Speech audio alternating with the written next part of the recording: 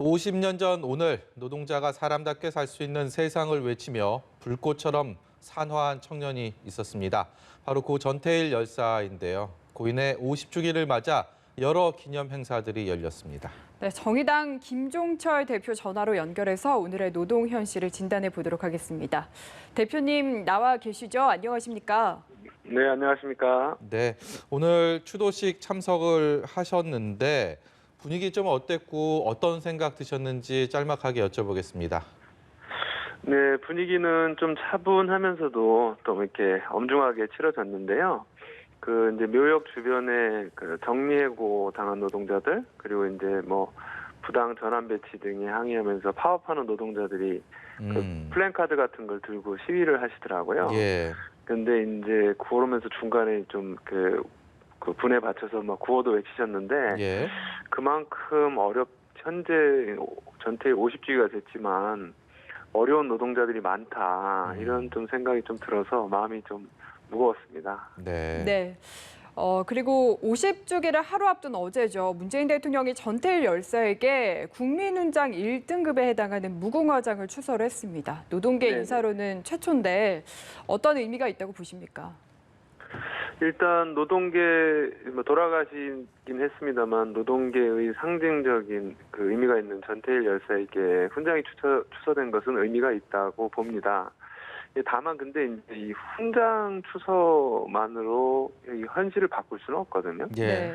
오늘 이제 이재명 지사가 이제 연설을 하러 추모사를 하러 올라올 때, 그리고 또 이제 문재인 대통령이 추서한 그 훈장을 전태일 열사 묘역에 이렇게 놓을 때 노동자들이 이제 구호를 좀 막 외치더라고요. 네. 훈장으로 바꿀 수 있는 게 뭐가 있냐, 예. 뭐 이런 좀 얘기들을 하는데, 그만큼 지금 필요한 거는 훈장도 훈장이지만 그걸 넘어서서 노동자들의 실질적인 삶을 바꿀 수 있는 정책들이 좀 나와줘야 된다. 예. 이런 것들이 좀 많이 느껴지더라고요.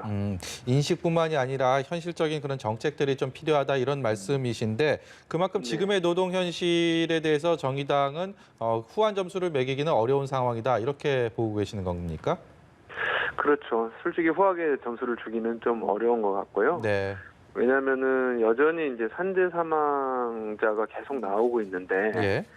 이러한 산업재해 사망자가 있음에도 불구하고 예를 들면 어떤 그것을 막기 위한 제도 같은 건 잘 안 되지 않습니까? 네. 저희가 이제 뭐 중대재해기업처벌법이라고 해서 이런 걸 하고 있는데도 예.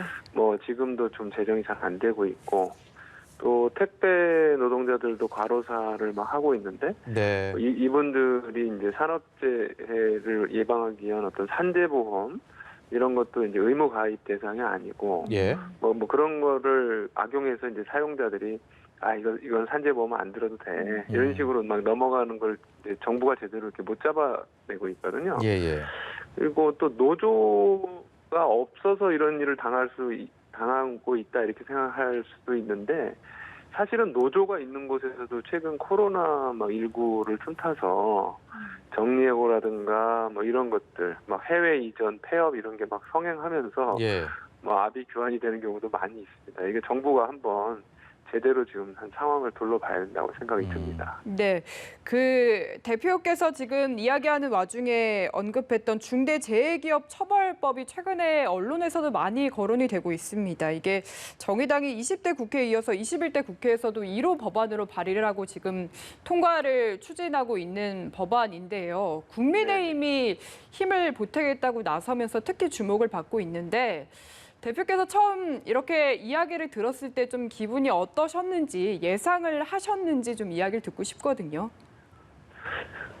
좀 의외이긴 했죠. 예. 저희로서는 이 중대재해기업처벌법은 저희가 이제 21대 국회에 와서 1호 법안으로 내긴 했지만, 네. 사실은 이전 20대 국회에서 노회찬 의원이 이미 대표 발의를 한번 했다가 국회가 이제 처리하지 않아서 폐기된 법안이거든요. 근데 이제 노회찬 의원의 유지를 따라서 저희가 이걸 다시 발의를 한 건데, 네. 민주당에서 오히려 그냥 뭐 이렇게 계속 말은 이제 중대재해기업처벌법 필요하다 이렇게 하면서도 그거를 당론으로 결정하지는 계속 않았어요. 예. 왜냐하면 이게 이렇게 되면은 뭐 산재는 문제가 있지만 기업들이 좀 위축되지 않겠냐 이러면서 네.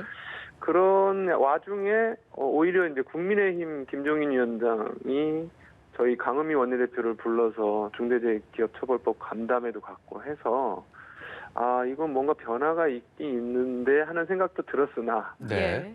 또 그 이후에 보니까 또 당연하게 예상했듯이 국민의힘 내부에서는 이러면 대표이사에 대한 이중 처벌이 될 수 있고 네. 너무 과하게 될 수 있고 이런 얘기가 나와서 조금 우려 섞인 시선으로 하지만 이제 좀 끈질기게 좀 지켜보고 있는 상황입니다. 말씀 중에서도 언급을 하셨는데 국민의힘 내부에서도 이 부분에 대해서 저는 다른 목소리 나오고 있고 민주당에서도 취지는 존중하지만 이중 처벌은 안 된다 이런 입장을 내놓기도 했는데요. 이 법안 어디에 집중해야 됩니까?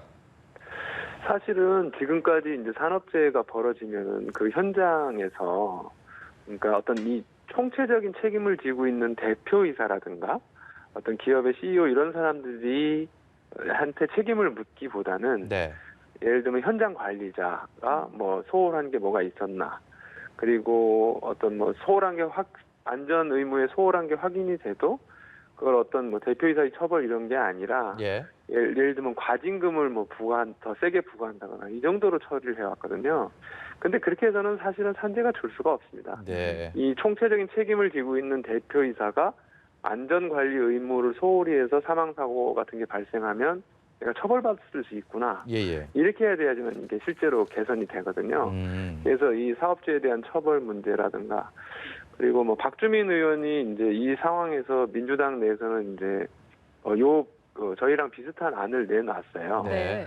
그런데 아쉬운 것은 요거를 4년 정도 유예하자. 그러니까 50인 미만 사업장에 대해서는 이게 너무 급작스러울 수 있으니까 4년 정도 유예하자는 안을 내놨는데 사실은 최근 몇 달 통계를 보면 산재 사망 사고의 80%가 그 50인 미만 사업장에서 현장에서 발생을 합니다. 예. 그래서 이걸 4년 유예하면은 사실은 가장 피해받는 좀 아주 약한 노동자들이 계속 산재로 사망하거나 중대재해로 갈 수 있거든요. 그래서 그런 유예하는 부분들은 좀 신중하게 접근해야 된다. 저희는 이렇게 보고 있습니다. 네. 네.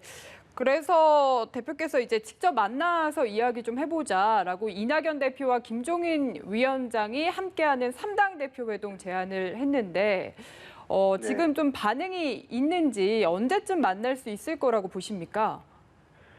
그거에 대해서도 이제 기자 여러분들이 좀 물어보신 모양인데, 예. 그러니까는 좀 아직은 시기상조다 이렇게 반응들을 하시더라고요.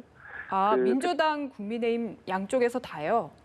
일단은 국민의힘은 특별하게 아직은 반응을 안 하신 것 같고 민주당 측에서는 아직 좀 시간을 더 두고 보자 시기상조다 이렇게 얘기하셨는데 예.